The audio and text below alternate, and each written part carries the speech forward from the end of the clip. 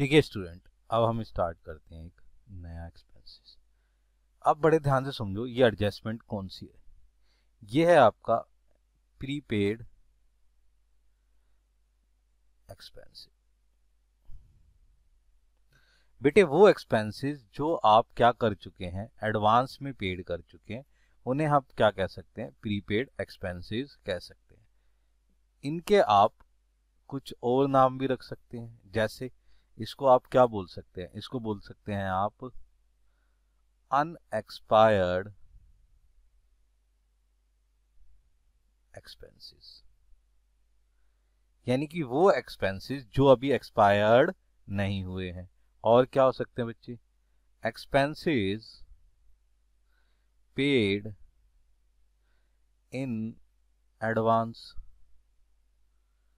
बच्चे जो एक्सपेंसेस आपने एडवांस में पेमेंट कर दी है, उसका अभी आपने फायदा नहीं उठाया है, उसको प्रीपेड एक्सपेंस कहते हैं। जैसे आप अपने मोबाइल में रिचार्ज कराते हैं, मानो रिचार्ज कराया आपने 100 रुपीज का, तो इस पे आपने जब रिचार्ज कराया तो इसका आपने अभी बेनिफिट नहीं उठाया, एक्सपेंस तो पहले कर दिया, ठीक है ना, इसका बेनिफिट नहीं मिलाया। तो इसका मतलब जैसे जैसे इसका बेनिफिट उठाते चले जाओगे, ये धीरे धीरे कम होता चला जाएगा। तो प्रीपेड, पहले पेमेंट कर दी गई है, सही है जी, तो एक्सपेंसेस की, इसको ही एडवांस कहते हैं, और अभी एक्सपायर्ड नहीं हुए हैं, अभी खत्म नहीं हुए हैं आपके, जो आपने बेनिफिट उसका उठाना है। बात समझ रहे हैं? इसको आप लिखिए, ध्यान से समझिए। Prepaid expenses are the expenses which have been paid during the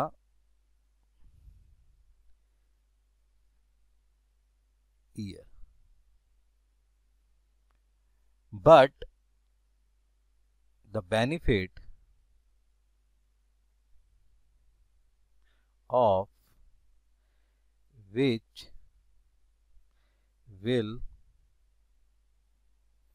accrue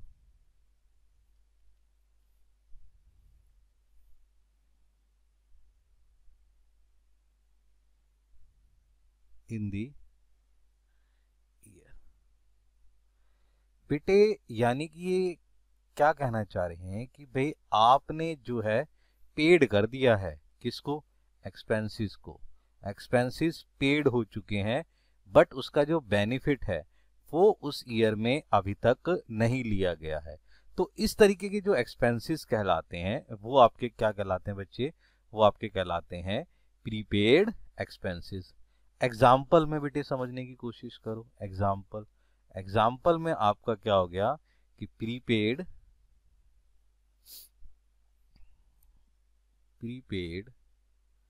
rent, कि आपने एक एडवांस में रेंट पे कर दिया है। और क्या हो सकता है सर, प्रीपेड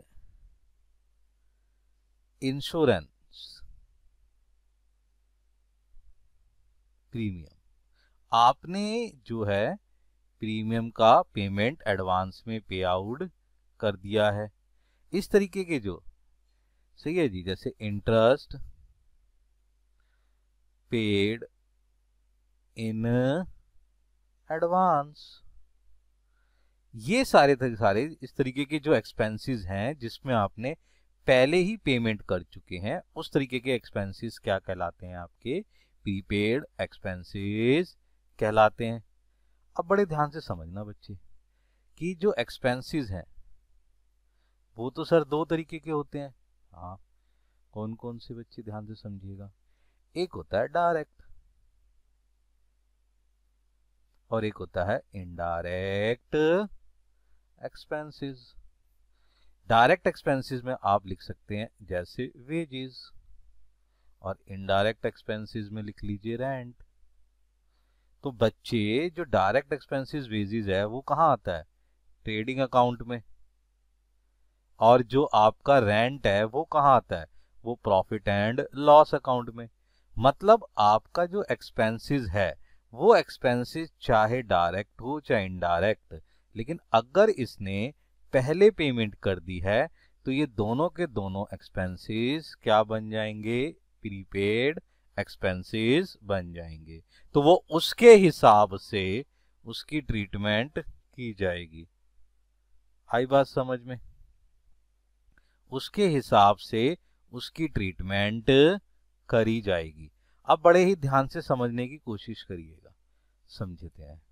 देखिए बच्चे, अब ये जो एक्सपेंसेस हैं, ये एक्सपेंसेस की एडजस्टमेंट एंट्री जो आप करेंगे वो कैसे करेंगे? देखो ध्यान से, इसकी जो एडजस्टमेंट एंट्री होती है वो एडजस्टमेंट एंट्री होती है prepaid expenses account debited to expenses account. अब बड़े ध्यान से समझिएगा। अब ये जो एक्सपेंसेस हैं, समझ रहे मेरी बात को? ये जो एक्सपेंसेस हैं ये तो सर कुछ भी हो सकते हैं, मतलब वेजेस भी हो सकता है और रेंट भी हो सकता है।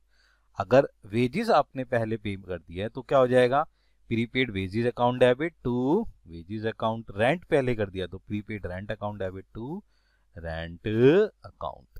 ये आपकी एडजस्टमेंट एंट्री होती है। सर इसको जो है फाइनल अकाउंट में ट्रीट कैसे किया जाता है उसको आप समझते हैं, ध्यान से समझिएगा।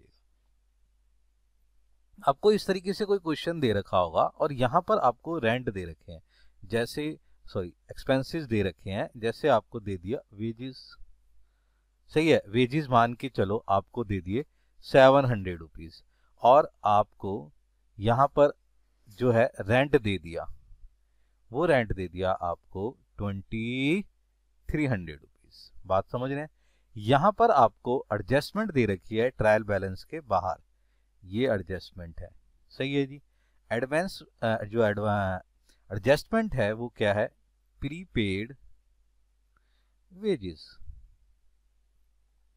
प्रीपेड वेजेस कितनी है सर, 200 रुपीज, और आपको दे रखा है प्रीपेड रेंट।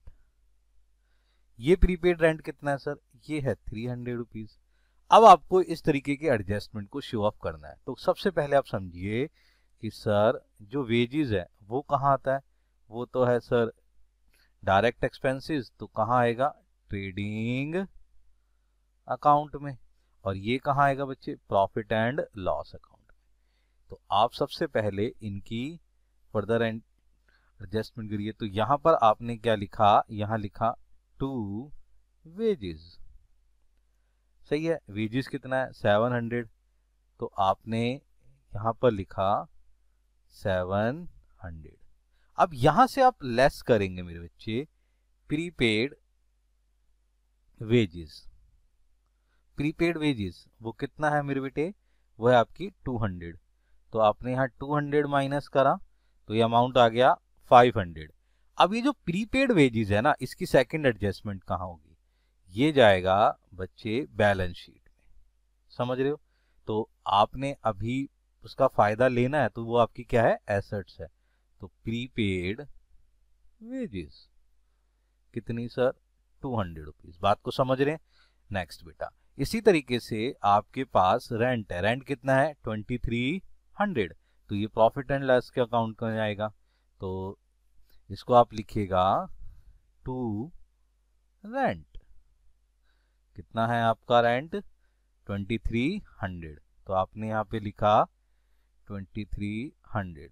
इसमें से लेस करेंगे, क्या लेस करेंगे सर, प्रीपेड रेंट। ये प्रीपेड रेंट कितना है सर, 300 रुपीज, तो आपका अमाउंट कितना बना 2000। अब ये जो प्रीपेड रेंट है इसका सेकंड एडजस्टमेंट कहां जाएगा बच्चे, बैलेंस शीट में। प्रीपेड रेंट कितना मेरे बेटे, 300। देखो बेटा आपने अभी इन रेंट्स और वेजेस का फायदा नहीं लिया है, इसलिए ये आपकी एसेट्स है। तो ये टू एडजस्टमेंट आपने समझ ली। तो बेटे आपने समझा कि पहली जगह ये कहाँ जाते हैं, अपने मेन अकाउंट में, तो ट्रेडिंग अकाउंट में जाएंगे, वहां जाके हमेशा क्या हो जाएंगे, प्लस हो जाएंगे, ठीक है। और सेकंड जो होगा वो कहाँ जाएंगे, बैलेंस शीट। बैलेंस शीट, सही है जी, इसमें क्या हो जाएंगे, एसेट साइड में।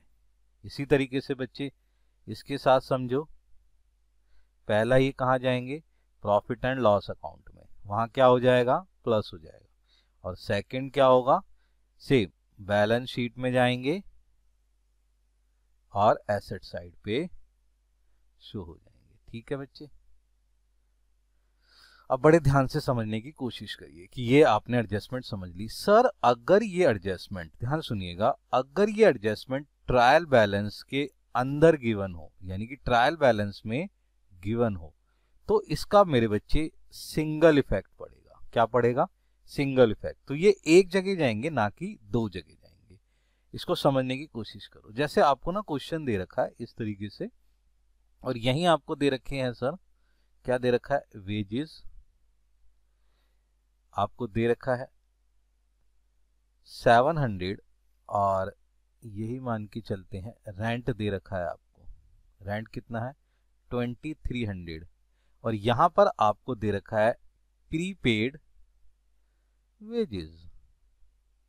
वो प्रीपेड वेजेस कितने हैं आपके 300, और रेंट प्रीपेड दे रखा है, मान के चलो ये प्रीपेड रेंट है आपका 500 रुपीज। ठीक है बच्चे, यहां पर कोई एडजस्टमेंट नहीं दे रखी, लेकिन एक सोचने वाली बात है कि ये जो दोनों चीजें हैं प्रीपेड वाली, ये दोनों की दोनों इन अ ट्रायल बैलेंस है। तो बच्चे अगर ट्रायल बैलेंस के अंदर दे रखा हो तो इसको किस तरीके से शो ऑफ करते हैं, ध्यान से समझिएगा।